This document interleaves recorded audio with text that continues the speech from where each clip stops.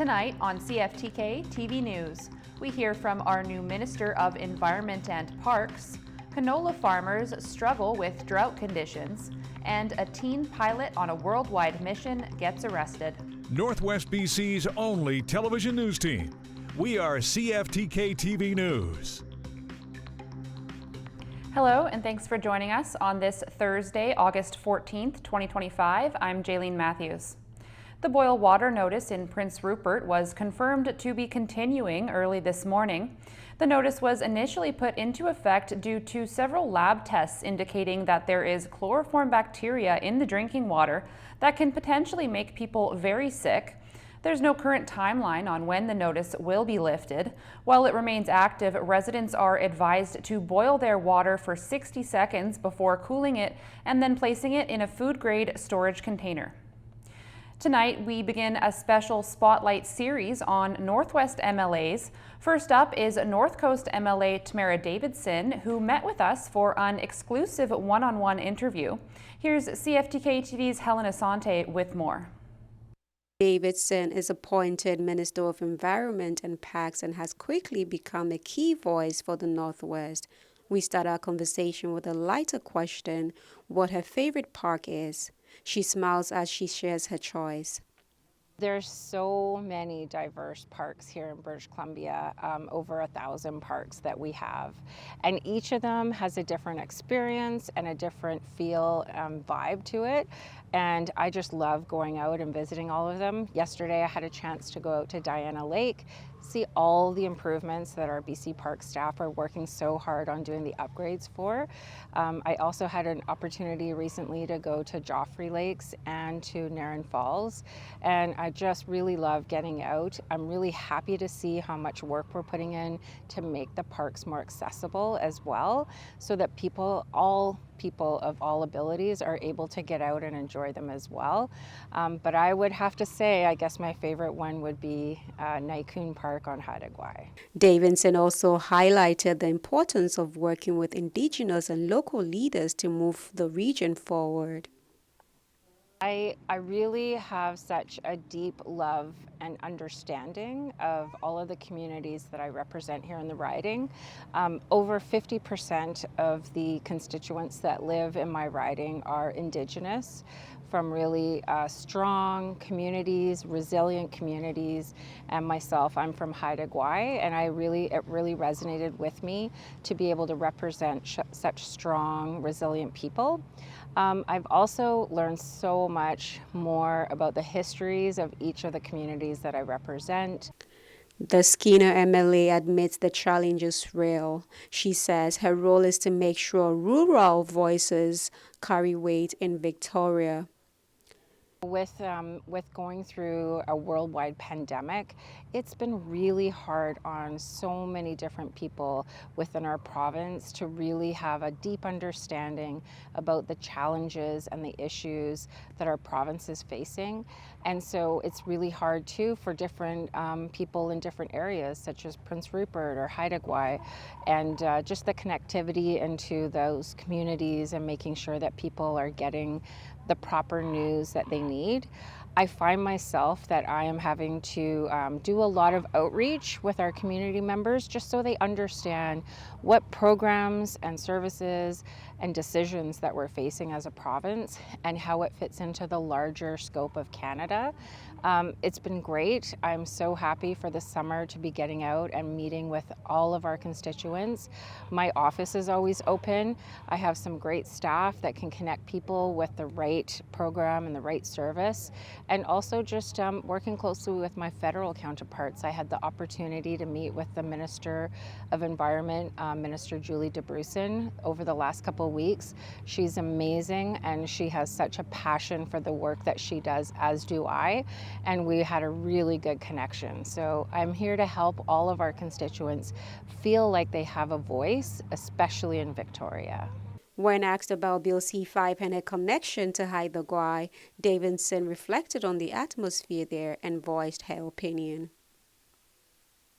Every Indigenous community, they're on their own journey and their own path, and some of them are looking towards treaties, some of them are looking towards self-government, and then some of them are looking towards rights and title agreements similar to what the Haida Nation signed. But I would say that each of those communities too, they have their designated spokespersons like a Hereditary Chiefs Council, or they even have spokespersons that are part of their band councils. So each of them are unique and really different, and that they bring forward the community concerns, needs, and challenges in their own way. We'll continue our MLA Spotlight series in the weeks ahead, bringing you more perspectives from across the Northwest. And anyone who planned on visiting the River Lodge Recreation Center in Kitimat within the next few days will have to make a change in plans. Lasting until Tuesday of next week, the center will be closed in order to allow for the setup and takedown of LNG Canada's community celebration this Saturday. The center will also be closed next Wednesday, August 20th, before returning to normal hours on August 21st. And over in Prince Rupert, the Earl Ma Aquatic Center will be shut down until August 30th. That's so that the center can get its yearly maintenance done.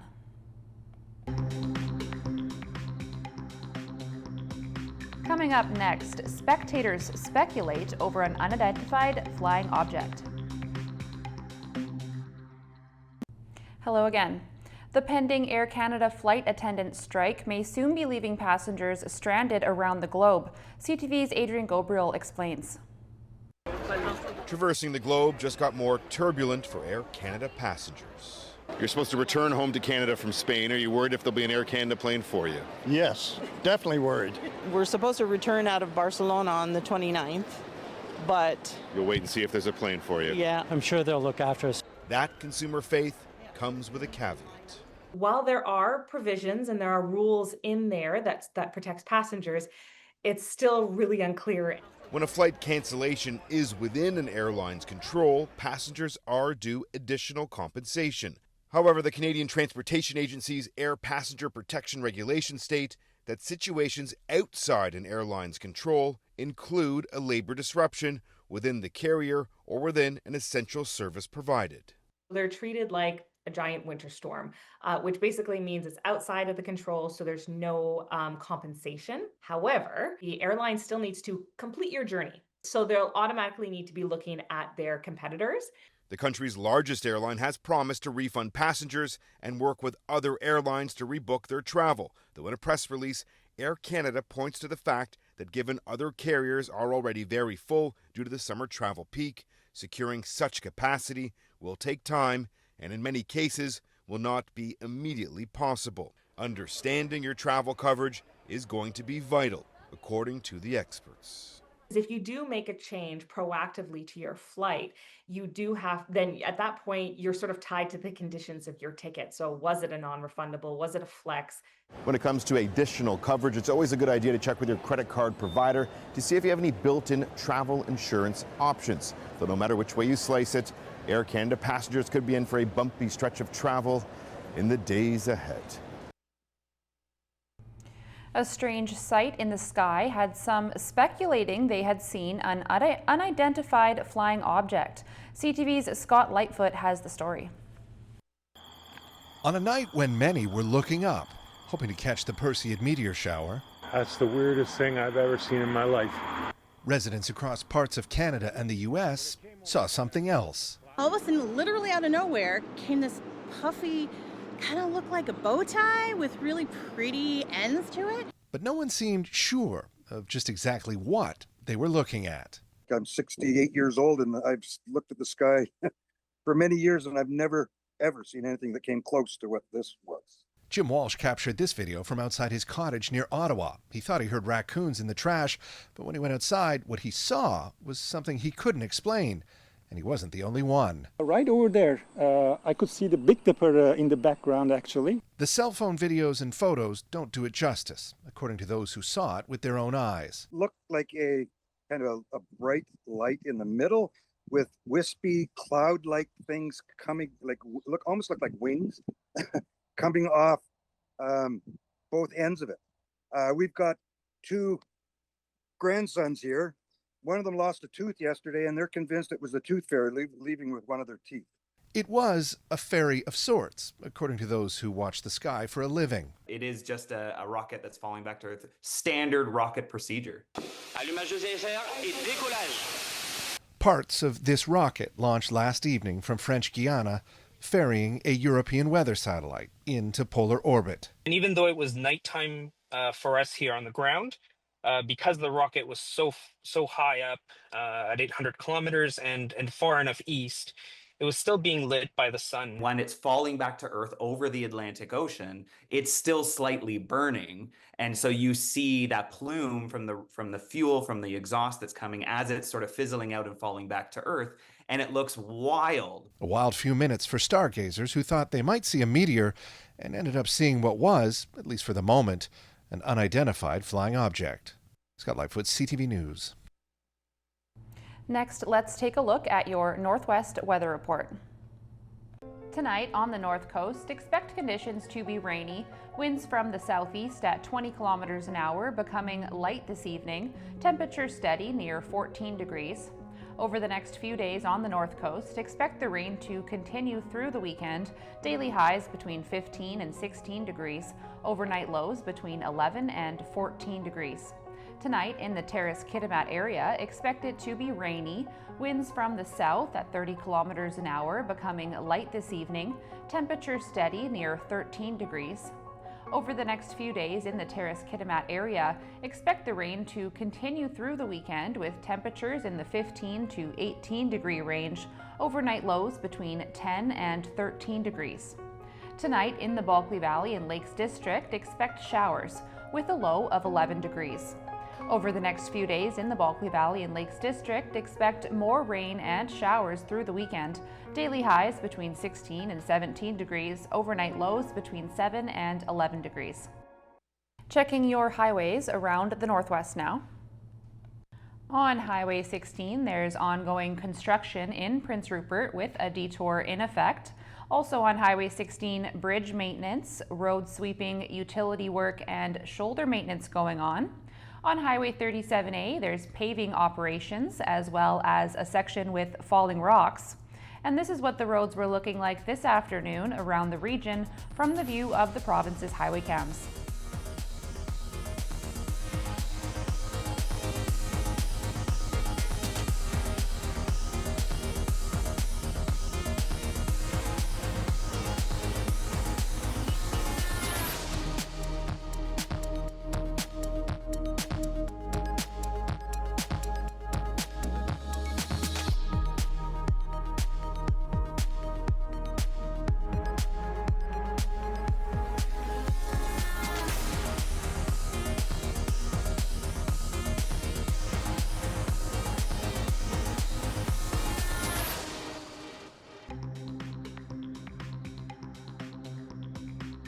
Still to come, concerns in the canola industry.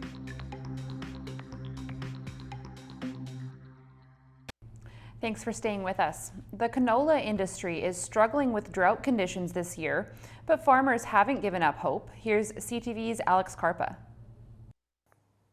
We're hopeful it's going to be pretty good. Canola's a really hard one to judge. Manitoba canola farmer David Hamblin is keeping an eye on his crops. Drought conditions have gravely impacted farmers this year. We still got an okay crop. I think the cereals have suffered a little bit more than some of the other crops. Dry and warm conditions are not the only thing on his mind. Fresh new tariffs on canola imports from China is bringing forth unnecessary added stress. Yeah, it's something that we're unfortunately getting kind of used to, that we're seeing these political things that are happening. And it's not, I don't think, near as shocking as these things used to be. Canola seed production generated $12.9 billion in 2024, making it the most valuable field crop in the country. China, which nearly sources all of its supplies of the product from Canada, announced preliminary duties on canola imports on Tuesday, escalating a years-long trade dispute. Things are still unfolding. The challenge now is, okay, how do we survive this? How do we improve our cash flows without losing our bottom line, and that's a challenge.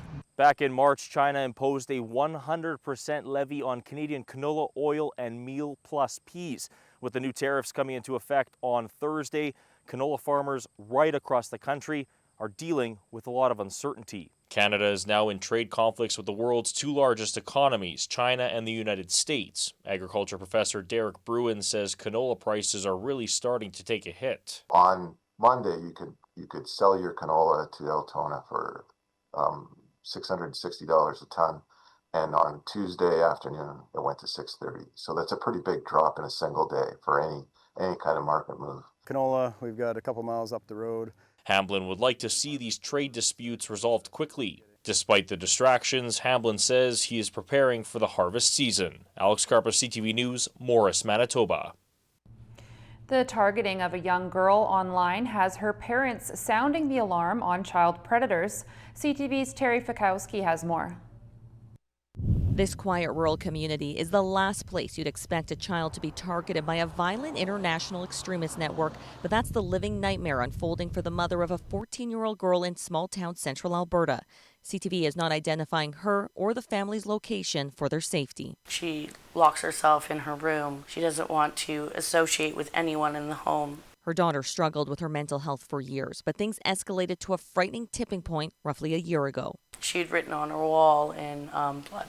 She had cut herself here and carved on her legs. She also discovered disturbing sexually exploitive pictures and conversations on her phone with a member of 764, an ideologically motivated child exploitation enterprise formed in 2021, named after the founder's zip code in Texas. The founder of the group, who was just 15 at the time, is now serving an 80-year prison sentence, and the FBI has charged other alleged leaders.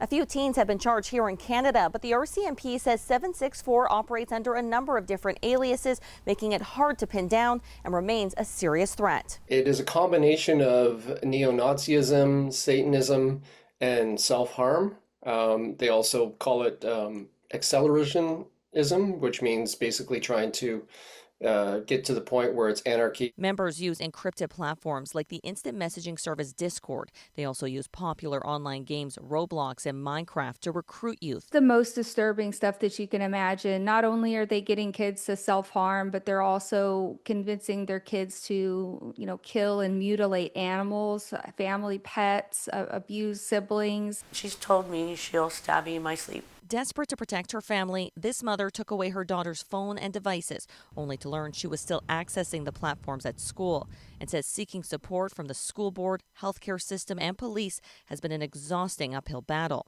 She doesn't think I care, but I'm doing this all because I love her. Nobody has been charged, but she's not giving up. Terry Fikowski, CTV News in Central Alberta. Turning to the markets now, Canada's main stock index finished lower, weighed down by losses in the technology sector, while U.S. markets were mostly flat. The Canadian dollar fell 0.2 cents. The price of gold dropped $25.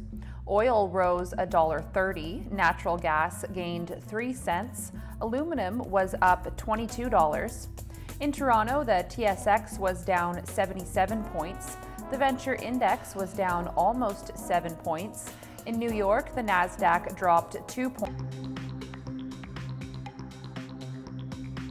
Still ahead, a teen pilot on a mission gets arrested.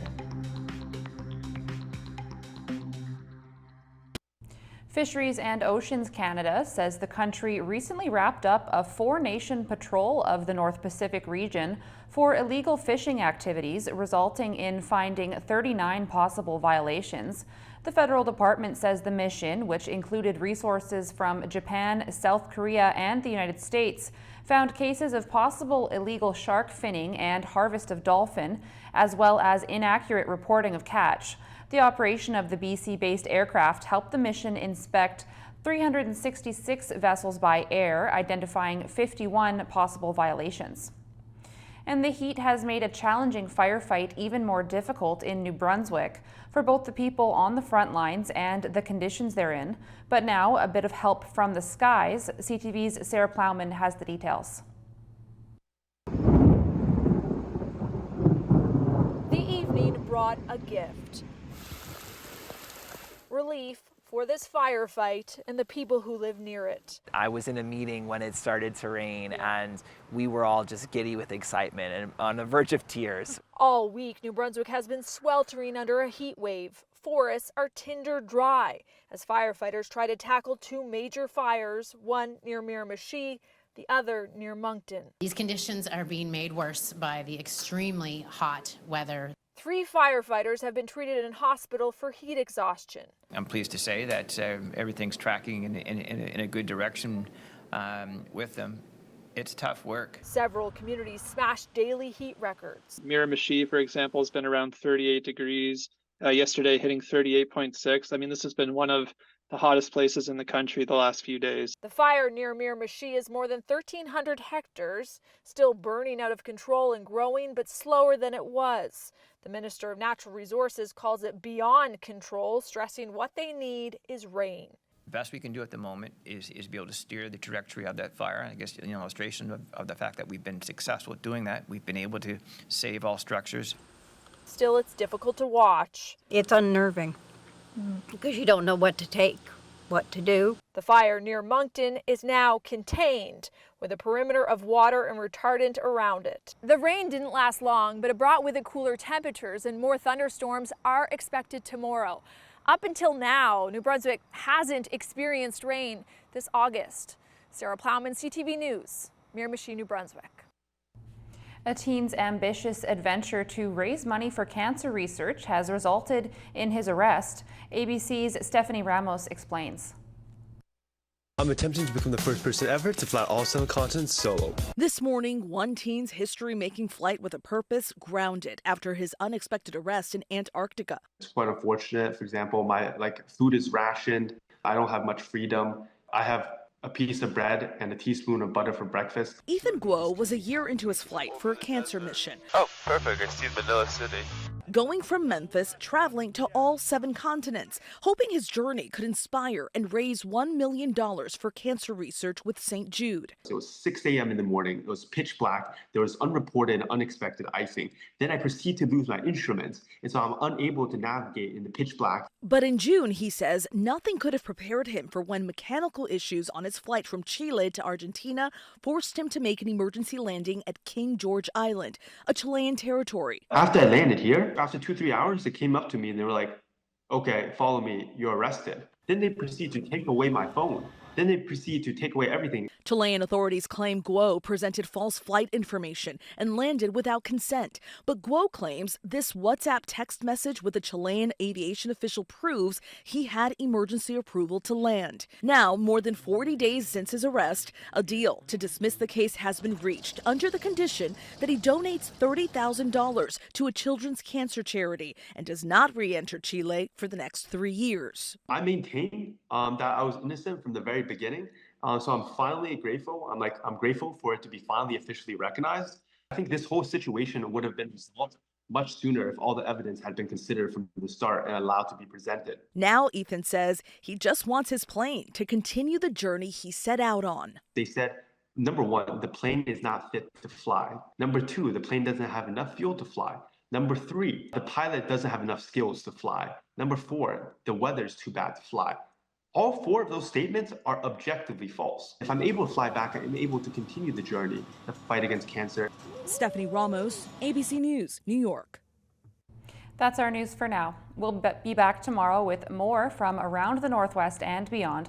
In the meantime, for more local news, you can visit us at CFTK-TV.com. We're also on YouTube, TikTok, Blue Sky, and X. Thanks for watching.